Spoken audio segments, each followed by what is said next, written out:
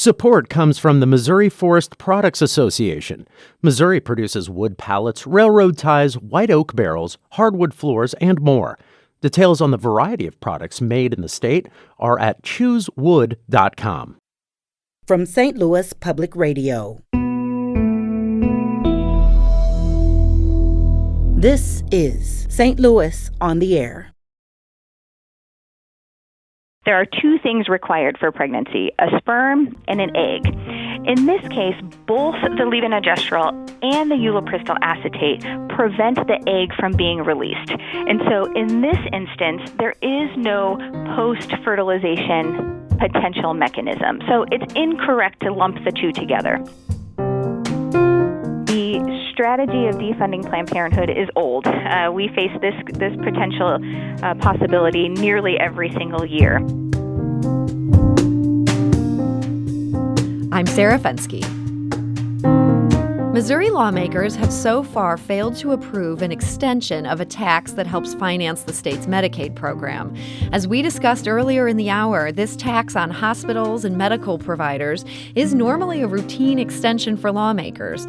Now, this year, it's being held up by legislators who want the state to block Medicaid funds from going to Planned Parenthood and also for being used for certain drugs. So what work does Planned Parenthood do for Medicaid patients in Missouri? And what do the drugs do that some lawmakers are seeking to block? Dr. Colleen McNicholas is here to explain. She's an obstetrician-gynecologist with Planned Parenthood of the St. Louis region and Southwest Missouri. Dr. McNicholas, welcome back. Thank you so much for having me. So I want to start by talking just briefly about Planned Parenthood's work in Missouri. Does Medicaid funding in Missouri go for abortions? Well, thanks for the question and the opportunity to clear up what I think has been a long-standing misconception. So in the state of Missouri and in every state, Medicaid, federal Medicaid dollars, and in our state specifically, state Medicaid dollars do not and have not been paying for abortion services. Period. So what kind of work does Planned Parenthood bill the Medicaid program for providing? So Planned Parenthood provides services across the state that include a whole spectrum of sexual and reproductive health care needs. We provide cervical cancer screening, preventative exams. We assess folks for a variety of gynecologic cancers, STI or sexually transmitted infection screening and testing, as well as the full spectrum of birth control or pregnancy prevention care.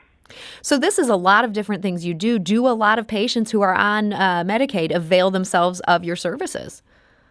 You know, we have long been a trusted provider in the community for all of these services to a spectrum of folks, including folks who are currently insured with Medicaid services. You know, in the last calendar year, in the year of 2020, we saw almost 38,000 patients for those services.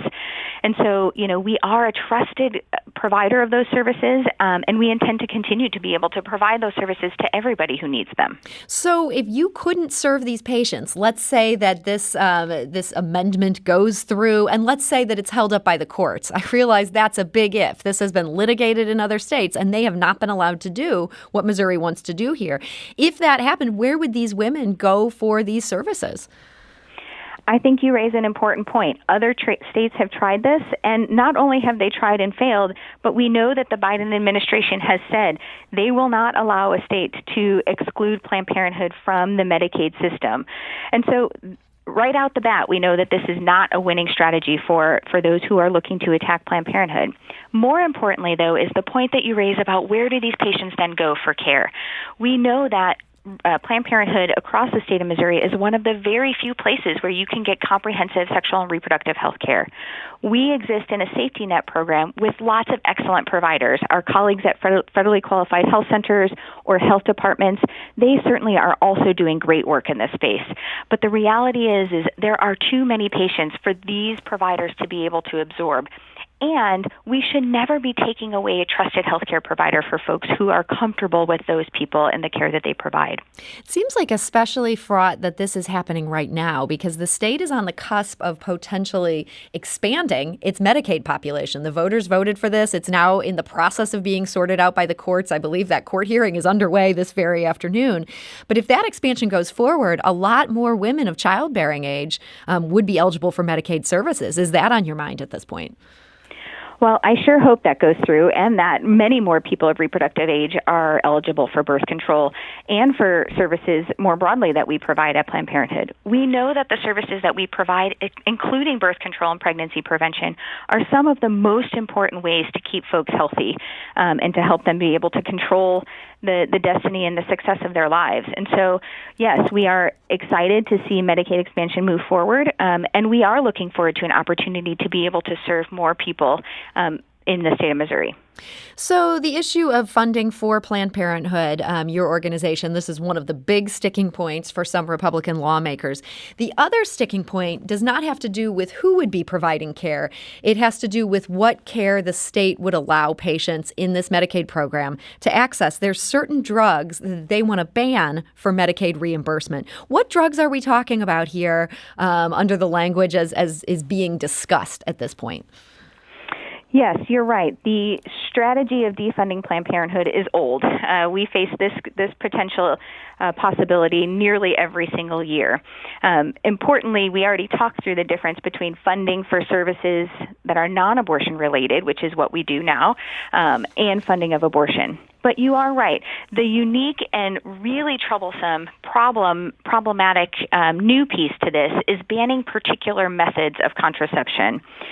So as I see, or as I have heard, the language proposed would eliminate access to or restrict access to some of our very basic methods of emergency contraception, using methods in the postcoital or immediately after sex period to prevent a pregnancy.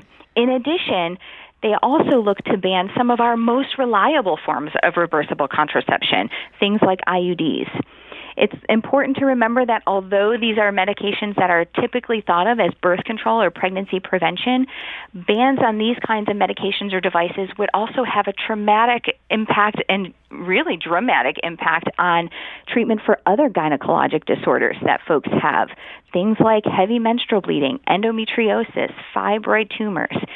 So although I'm not surprised that the attack has evolved from just attacking abortion to now attacking birth control, it is a really dangerous step in the wrong direction for this state.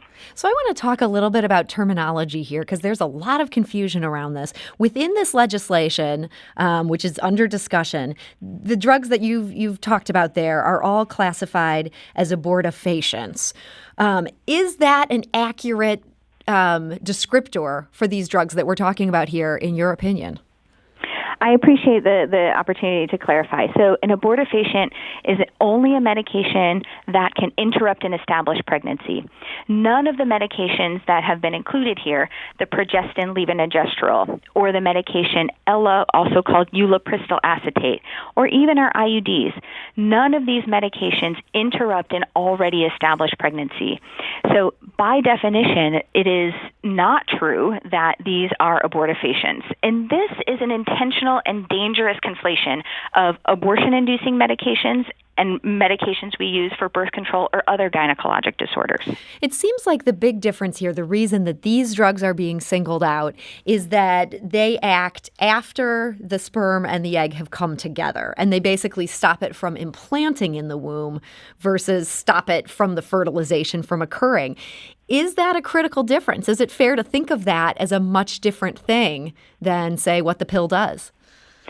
Well, the first thing I want to highlight is that, in fact, the levonorgestrel and the ulipristal acetate do not work in that manner. They work to prevent or delay ovulation. There are two things required for pregnancy, a sperm and an egg. In this case, both the levonorgestrel and the ulipristal acetate prevent the egg from being released. And so in this instance, there is no post-fertilization potential mechanism. So it's incorrect to lump the two together. The second piece is around what about IUDs, and could that be a potential mechanism? For some folks, in some instances, post-fertilization pregnancy prevention might be possible. And to that, what I respond is every individual certainly should be able to make the decision about what medications or devices or interventions they use in their health care based on their own values and morals. And that's completely fine. However, we should not be creating healthcare policy or trying to redefine what it means to be an abortifacient based on ideologic political talking points. It is only true that pregnancy is defined by the implantation of a fertilized egg into the uterus. Without that key piece, no medication or device, no intervention can be considered an abortifacient. It's interesting, these same medications that are under fire here in Missouri right now, these are the same ones that were under fire in the Hobby Lobby case. That company did not want to cover those for their employees. The court ruled for Hobby Lobby. They said they didn't have to cover these type of drugs. Have you seen more controversy around them since that ruling and since that became so front and center? Honestly, in the medical field, these are not controversial at all. This particular attack on birth control would not just be an attack on Planned Parenthood or the patients who are served at Planned Parenthood. These are medications and interventions that are used by OB-GYNs, family medicine physicians, and women's health nurse practitioners across the spectrum. This is not actually controversial in the field of sexual and reproductive health. It only becomes controversial when there is this intentional conflation of what it means to induce an abortion and what it means to prevent pregnancy. We got an email from our listener, Russell. He writes, women of means will always have access to reproductive health care. Women who work part-time, full-time, and often more than one job, but still receive no employer health care benefits are being treated like second-class citizens. They should receive health care and have access to birth control. Plan B is a contraceptive medication which acts primarily by stopping the release of an egg from the ovary. This demonstrates the complete ignorance of pharmacology and anatomy and physiology of the female body by legislators determining laws directly affecting women. He finishes, it's utterly absurd. So that's the thoughts from one of our listeners here. Dr. McNicholas, as this all remains under debate and could hold up such a big percentage of the funding for the Medicaid program in general, what thought would you like to leave lawmakers with as they're grappling with these issues? Well, I think we all can have our own personal opinions about what we might use or might not use in our own personal health care. But public health and public health policy really needs to be grounded in scientific fact. And there is no question that the medical community believes that these methods are pregnancy prevention methods, and they are not abortifacients. Eliminating access to these medications and devices under any context would have a really dramatic and negative effect on the reproductive and sexual health care of our constituents in Missouri. And are you working behind the scenes to make sure that people are thinking twice before they do this? We are always working to help people feel educated and empowered. There's tons of information out there that clearly define what these medications are and how they work. And to the email that you received, right? The information is out there. They're having the information shouldn't be a barrier to doing the right thing. So I again implore folks to use the science, use the evidence, and put the political ideology aside, because this will have real dramatic impact on the sexual and reproductive health care of our patients. Dr. Colleen P. McNicholas, thank you so much for joining us today. Thank you so much for having me.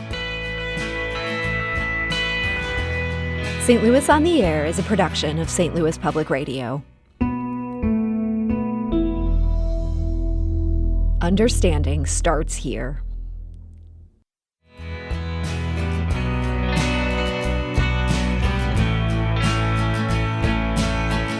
Do you find yourself regularly listening to episodes of St. Louis on the Air? Suggest us to a friend you think might enjoy our conversations. And leave us a review and rating on Apple Podcasts on the App Store. It's the simplest way to help people discover our show. Thanks. St. Louis Public Radio is a member-supported service of the University of Missouri, St. Louis.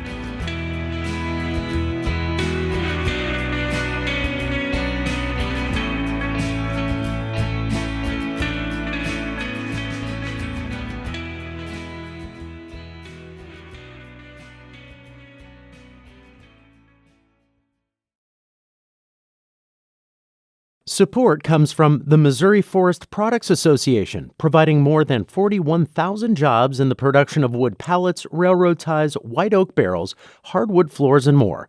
Details at choosewood.com.